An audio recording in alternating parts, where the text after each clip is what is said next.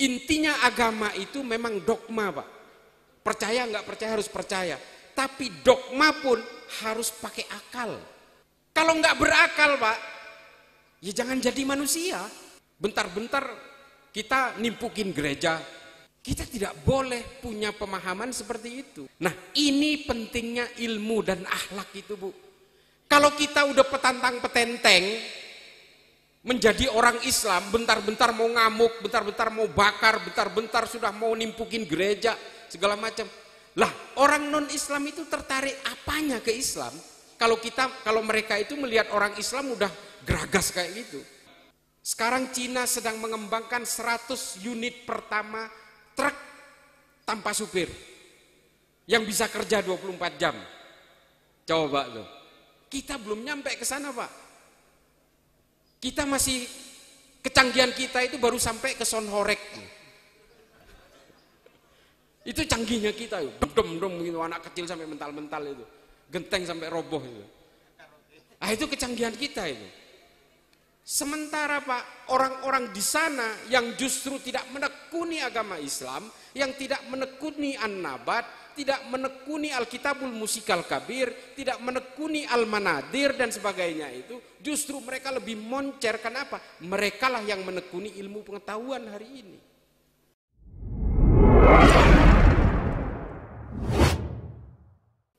Coba tadi waktu Maulidan, kitab yang dibacakan Iqdul Jawahir, itu judulnya.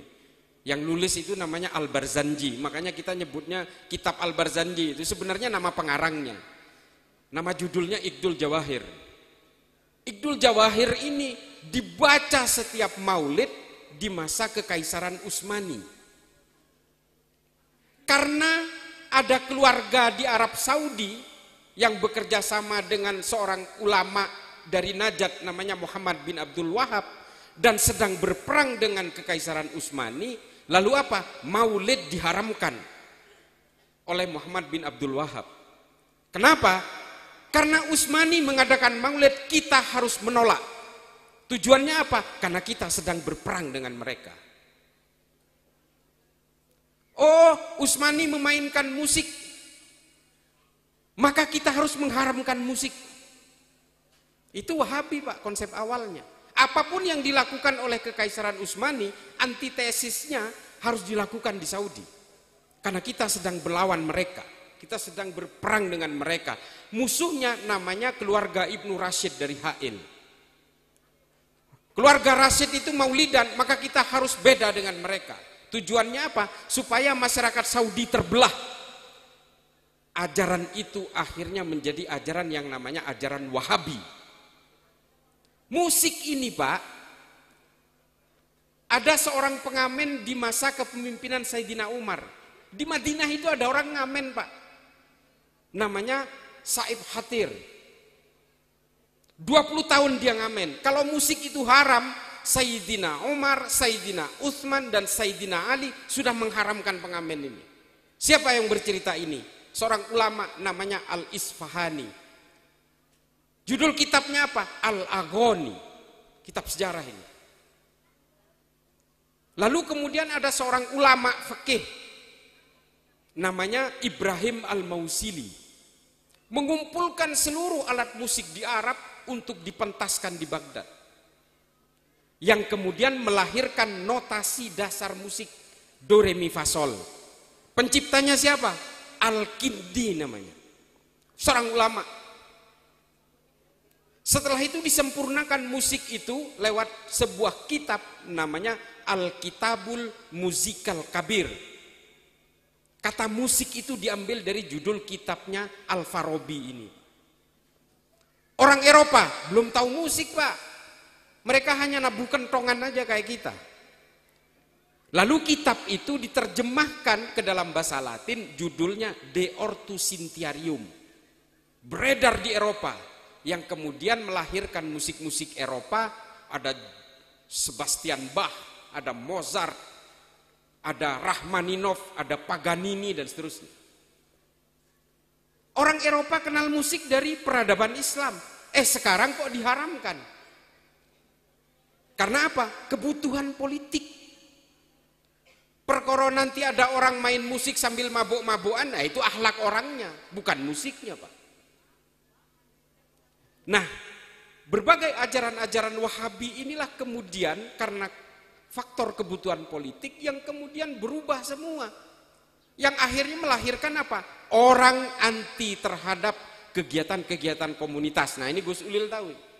Ketika mereka anti terhadap kegiatan komunitas, tidak mau toleransi terhadap kegiatan komunitas, pada akhirnya orang itu akan menjadi teroris, Pak.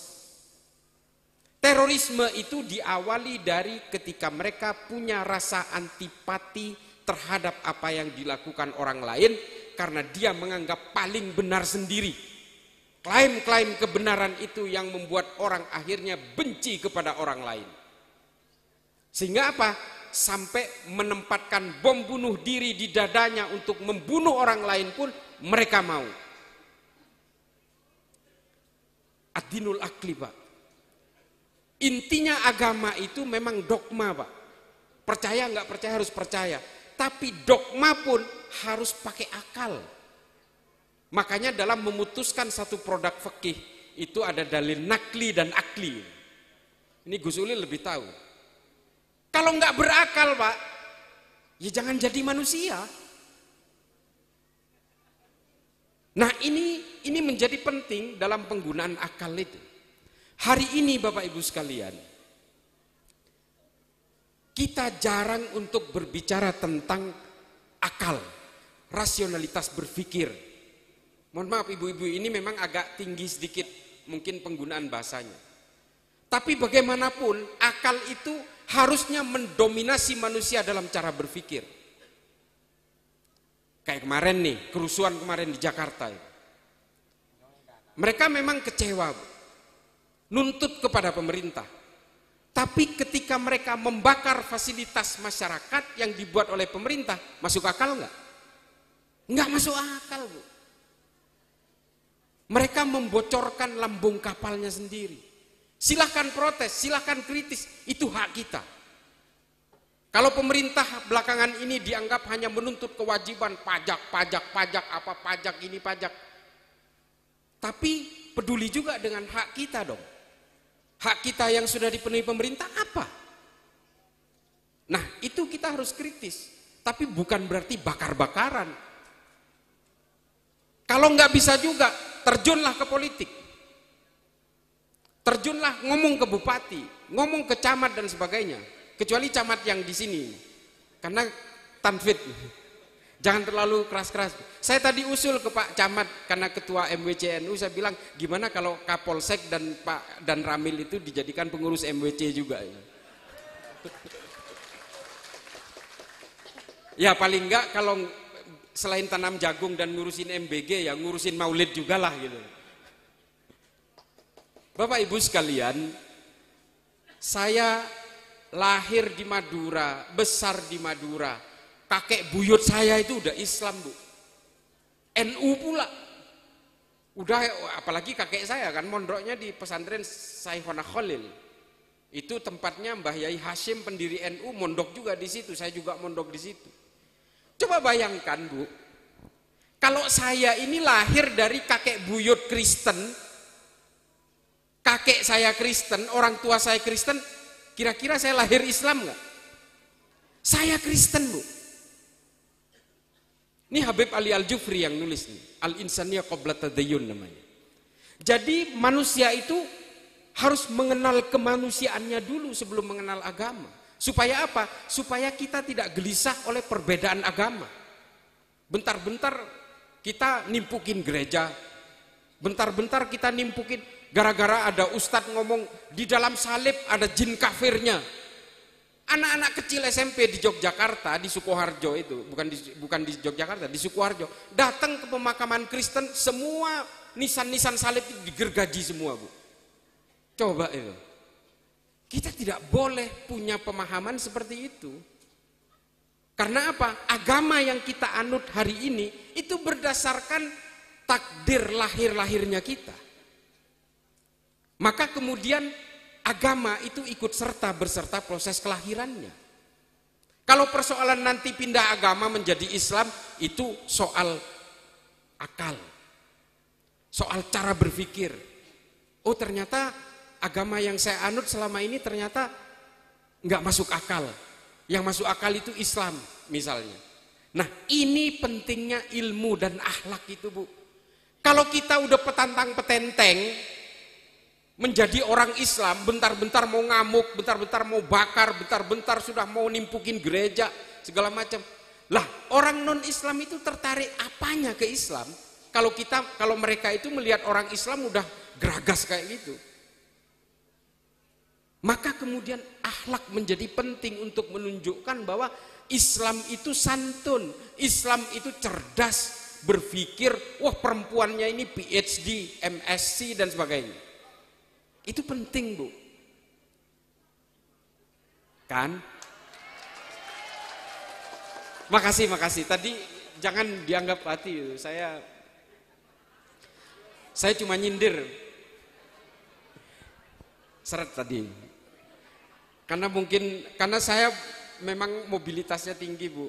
Jadi dari Malaysia ke Jogja, dari Jogja ke sini, besok dan seterusnya itu ya harus ada air lah paling enggak. Mohon maaf. Jadi Bapak Ibu sekalian, betapa pentingnya kita sebagai orang NU nih, saya bicara NU. Mudah-mudahan yang non NU paham NU itu apa. NU itu sejak dulu adalah orang-orang yang menolak pada zaman BPUPK itu, ketika merancang Pancasila dan persiapan kemerdekaan itu, orang yang menolak Mbah Yai Wahid Hasyim, menolak untuk menempatkan kata syariah di dalam pembukaan undang-undang ataupun di dalam Pancasila. Menolak Piagam Jakarta. Karena kalau kita bicara tentang syariah dalam Islam, pada akhirnya terjadi perdebatan Bapak Ibu sekalian. Syariah versi sopo? Syariah ini definisinya tergantung siapa yang menafsirkan. Kalau kemudian syariah ini versinya NU, yang protes pasti Muhammadiyah. Orang-orang yang tidak setuju dengan pemikiran NU misalnya. Kan nanti bisa jadi tahlilan dan maulidan wajib dilakukan masyarakat Indonesia. Orang-orang Muhammadiyah pasti nggak terima. Termasuk juga kalau misalnya itu versinya Muhammadiyah misalnya. Tidak boleh ada pembacaan talqin ketika ada orang meninggal. Ya NU protes dong. Maka kemudian Mbah Yai Wahid Hasyim dari NU menolak kata syariah itu, tetaplah kita berpegang teguh kepada asobiyah. Seperti yang dilakukan oleh Rasulullah pada zaman dulu dengan Sahifatul Madinah. Piagam Madinah itu. Semua orang berdiri di dalam satu fanatisme kebangsaan yang sama.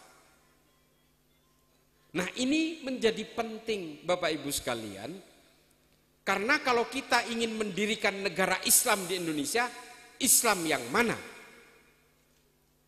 Kita ini kan secara sejarah saling tebas sesama orang Islam itu tidak hanya sekali dua kali Pak, berlapis-lapis. Munculnya Sunni dan Syiah juga gara-gara persoalan politik. Munculnya Khawarij juga terjadi karena persoalan politik. Perang Jamal, perang Siffin, perang Hurrah, perang Zab, perang Nahrawan. Ini semua gara-gara politik. Semua Pak. Ada yang tahu perang Jamal? Nggak apa-apa saya utarakan. Ini yang saya pelajari bertahun-tahun, sejarah Islam itu. Saya belajar sejarah dan filsafat Islam di Amerika Pak. Tapi kutipannya bukan orang Amerika Pak. Mentang-mentang di Amerika kesannya saya Amerika banget. Enggak. Tetap aja Tarikh At-Tabari, Ibnu Katsir, Ibnu Athir, Al-Mas'udi, Ibnu Khaldun, Imam As-Suyuti, itu yang saya baca. Kalau ada perbandingan ya ada. William Montgomery Watt misalnya. Muhammad Jebara, ya itu. Ilmuwan-ilmuwan itu yang kita perbandingkan. Perang Jamal itu, coba bisa dibayangkan. Itu pasukannya Siti Aisyah dengan pasukannya Sayyidina Ali. Perang Pak. Gara-gara apa? Ya politik. Perang Hurrah. Para sahabat dengan para sahabat saling tebas Pak. Yang satu pro kepada Yazid bin Muawiyah bin Abu Sofyan. yang satu lagi anti terhadap Muawiyah bin Abu Sufyan. Perang di Madinah bagian timur laut. Sekarang masih ada jejaknya itu. Runtuh-runtuhnya masih ada kalau ke Madinah. Sisa perang Hurrah. Ini semua karena persoalan kekuasaan. Saya berani mengatakan ini supaya menjadi pelajaran bagi kita hari ini. Kita jangan terjebak di dalam pertikaian politik. Berpolitik boleh. Kalau orang Islam nggak berpolitik, nanti politik dikuasai oleh orang-orang yang tidak pro terhadap Islam. Saya sepakat. Tapi jangan bawa agama kita itu ke dalam kancah pertempuran politik. Kita udah muak dengan kejadian tumpahan darah yang berceceran di mana-mana. Soal keturunan. Ini sudah pernah terjadi Pak, namanya perang Zab.